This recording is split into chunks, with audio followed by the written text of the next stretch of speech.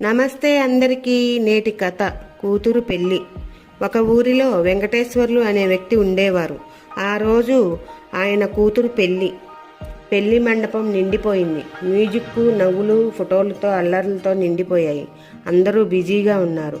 కానీ నాన్న మాత్రం ఒక మూలలో నిలబడి కూతురు వైపు చూస్తూ ఉన్నాడు. చిన్నప్పుడు అడుగులు వేస్తూ పడిపోతే చెయ్యి పట్టుకున్నాడు. ఈరోజు అదే చెయ్యి ఇంకో చేతికి వెళ్ళిపోతుంది. కూతురు రెడీ అవుతూ అడిగింది, నాన్న నేను బాగున్నానా? నాన్న గొంతు ఆగిపోయింది, కళ్ళల్లో నీళ్లు.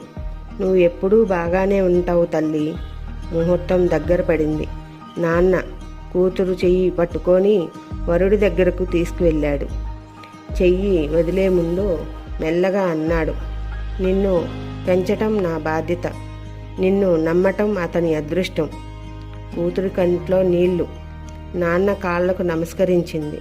నాన్న తలపై చేయి పెట్టి అన్నాడు, ఎక్కడున్నా నువ్వు నా చిన్నపిల్లవే తల్లి. మంగళసూత్రం కట్టారు. అందరూ చప్పట్లు. నాన్న మాత్రం నిశ్శబ్దంగా బయటకు నడిచాడు. రోజు కూతురు పెళ్లి అయిపోయింది. కానీ నాన్న మనసులో ఆమె చిన్నప్పటి జ్ఞాపకాలే ఉండిపోయాయి.